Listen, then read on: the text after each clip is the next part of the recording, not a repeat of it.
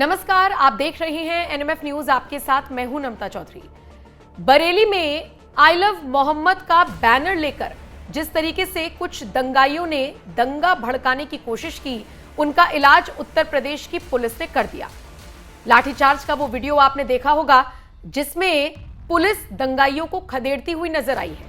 बहुत सारे ऐसे लोग हैं जो इस वीडियो को देखने के बाद आंसू बहाते हुए भी नजर आए हैं, लेकिन उन्हें यह भी पता होना चाहिए कि कैसे जब पुलिस शांति से बात कर रही थी तो इन उत्पातियों ने पथराव करने की कोशिश की थी, जिसका सबूत है सड़क पर पड़े हुए ये ईंट और पत्थर।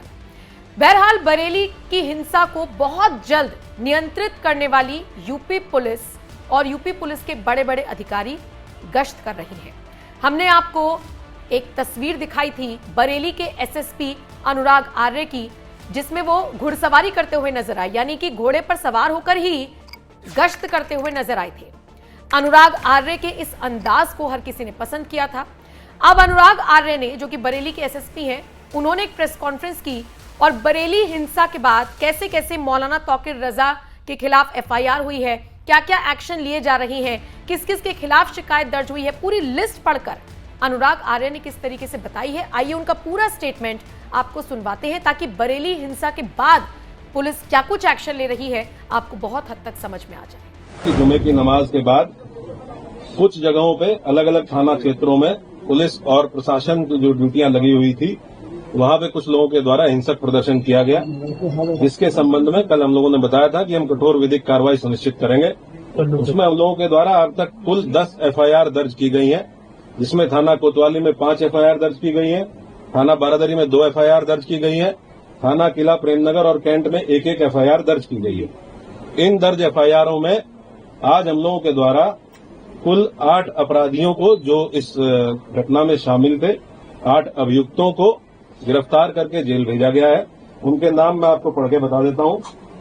मौलाना तौकीर रजा, सरफराज पुत्र सलीम, मनीफुद्दीन पुत्र जरीफुद्दीन, अजीम अहमद पुत्र नसीम अहमद, मोहम्मद शरीफ पुत्र मोहम्मद अहमद, मोहम्मद आमिर पुत्र मोहम्मद जाहिद, रिहान पुत्र राजू और मोहम्मद सरफराज पुत्र समीम।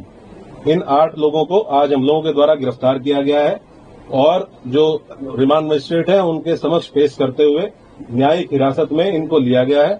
कोर्ट के आदेश के उपरांत उनको संबंधित जेल में भेजा गया है।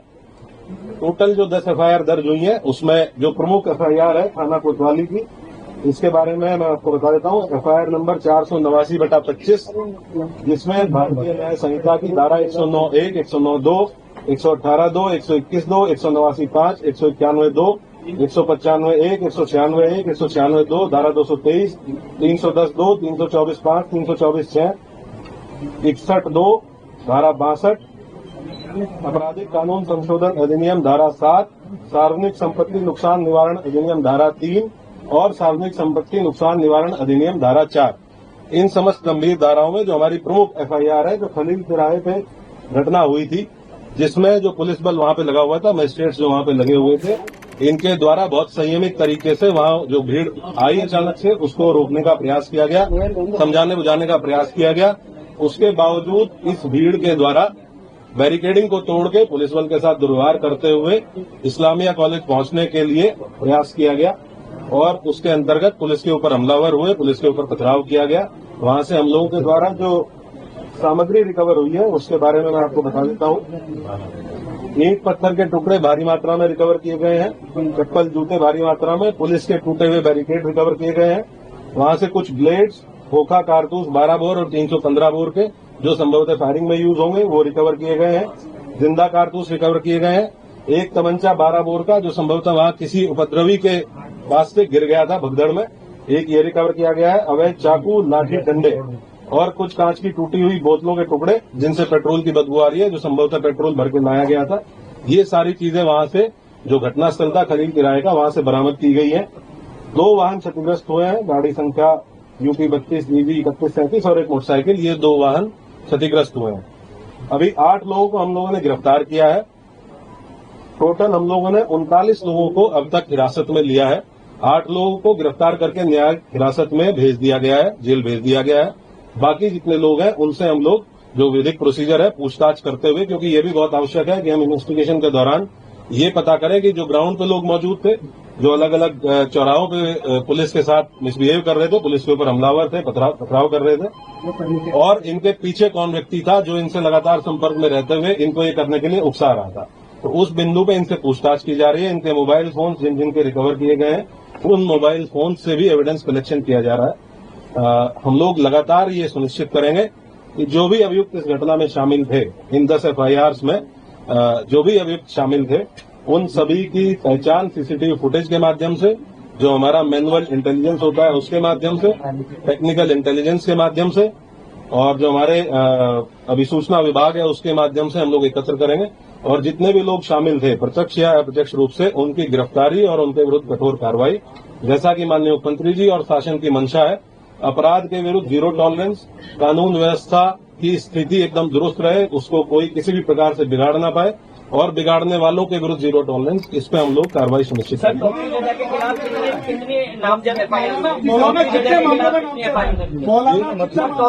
के खिलाफ कितनी FIR? टोटल अभी तक 7 FIRs हैं, जिनमें मौलाना तौकीर रजा का नाम प्रकाश में आया है, और हम लोग ये इन्वेस्टिगेशन में भी इसको पार्ट बनाएंगे कि जो लोग, जिन लोगों ने पहले दिन लेटर लिख के दिया था और ये आश्वासन दिया था कि कोई भी भीड़ इस्लामिया की तरफ नहीं आएगी, लोग शांतिपूर्ण तरीके से नमाज पढ़ के और वापस जाएंगे। उसके बाद उन्हीं लोगों ने उसको रात में 2 घंटे बाद अपने ग्रुप पे ये कह के उसको खारिज किया कि ये फर्जी हस्ताक्षर है, जबकि वो हस्ताक्षर उन्हीं 3 लोगों के थे जिन लोगों ने उस पर हस्ताक्षर किए हुए थे।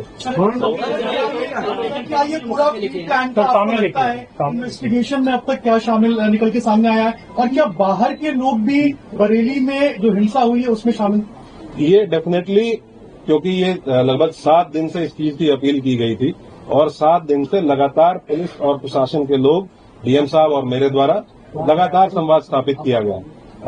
हम लोग इस प्रयास में थे कि संवाद स्थापित करके उसके साथ साथ हम लोग विरोधात्मक कार्रवाई करके सुनिश्चित करेंगे और ये कन्वे करेंगे कि कोई भी ऐसा काम न किया जाए, कोई भी ऐसा आयोजन न किया जाए जो विधि विरुद्ध हो।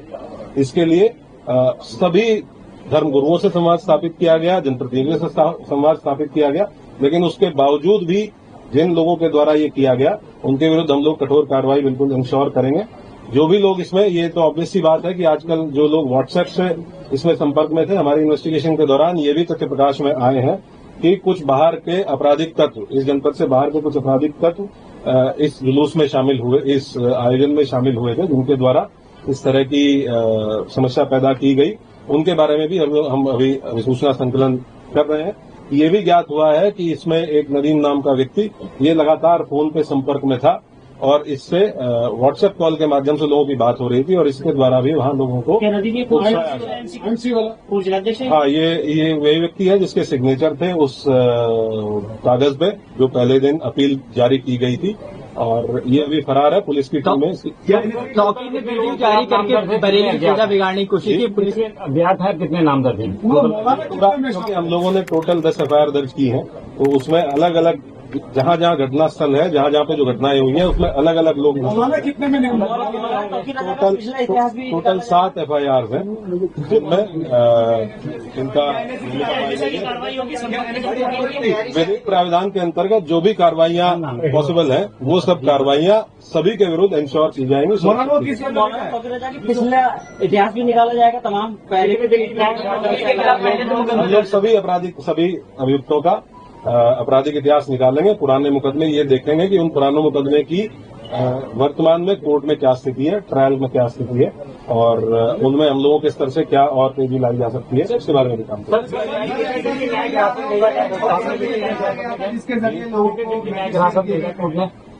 मौलाना को कोर्ट नॉर्मली जब भी कोर्ट के समक्ष पेश किया जाता है तो 14 दिन की न्यायिक हिरासत के बाद मतलब कोई पुराना बरेली में बड़ा करने के आयोजन से ये कोई बड़ा करना चाह रहे थे बरेली में। ये हम लोग आपको इन्वेस्टिगेशन जैसे से इन्वेस्टिगेशन प्रोसीड करेगी कि इस मंशा क्या थी, और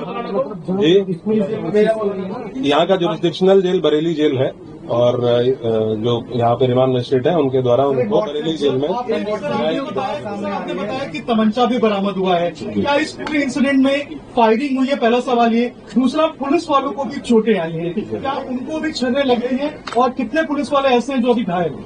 कुल 22 पुलिसकर्मी कल अब जब हम लोगों ने अपनी पूरी टीम को गैदर किया, कुल 22 पुलिसकर्मी ऐसे थे जो इंजर्ड थे, जिनका मेडिकल एग्जामिनेशन कराया गया। 22 पुलिसकर्मी। कुछ लोग ऐसे हैं जिनको डाउटफुल फायर आर्म इंजरीज हैं, उनका भी फाइनल मेडिकल परीक्षण कराया जा रहा है। जब ये चीज हम लोगों के मेडिकल परीक्षण फाइनल हो जाएगा तो हम लोग आपको इसके बारे में अवगत कराएंगे। लेकिन ये डेफिनेट है कि इसमें अराजक तत्वों के द्वारा फायरिंग की गई। अलग अलग घटनास्थल पे अलग अलग थे। कुछ जगह पे 200-250 लोग अज्ञात में थे, कुछ जगह पे 300-350 लोगों की कितना हो गया मानने के लिए लगभग 2,500 हजार लोग ऐसे हैं जो अज्ञात में अलग अलग घटनास्थलों पे, जिनको हम लोग अभी चिन्हित करने का प्रयास करेंगे। टोटल 22 पुलिसकर्मी घायल है, जिनका हम लोगों ने मेडिकल लगेगा भाई इस कंपनी में फंसा हो। सर, ये टूलकिट का इस्तेमाल किया गया है क्या बरेली में हिंसा फैलाने के लिए? जिस व्हाट्सएप ग्रुप की आप बात कर रहे हैं, क्या सोशल मीडिया के जरिए प्रोपेगेंडा फैलाया गया था? क्योंकि कानपुर की घटना का बरेली में बार बार जिक्र आ रहा था। जब हम भी बात कर रहे थे कानपुर की, ये हम लोग इन्वेस्टिगेशन के दौरान अगर कोई इस तरह की चीज हम लोगों के सामने आएगी तो मोस्ट डेफिनेटली उसको आप लोगों के साथ शेयर करेंगे। और मैं आप लोगों को इसके माध्यम से एक चीज और बताना चाहूंगा कि हम लोग किसी भी निर्दोष व्यक्ति को किसी भी प्रकार से प्रताड़ित नहीं किया जाएगा। किसी भी ऐसे व्यक्ति को जो इस घटना में शामिल नहीं था उसको परेशान नहीं किया जाएगा, और जो इस घटना में शामिल थे या प्रत्यक्ष रूप से शामिल थे उनको बख्शा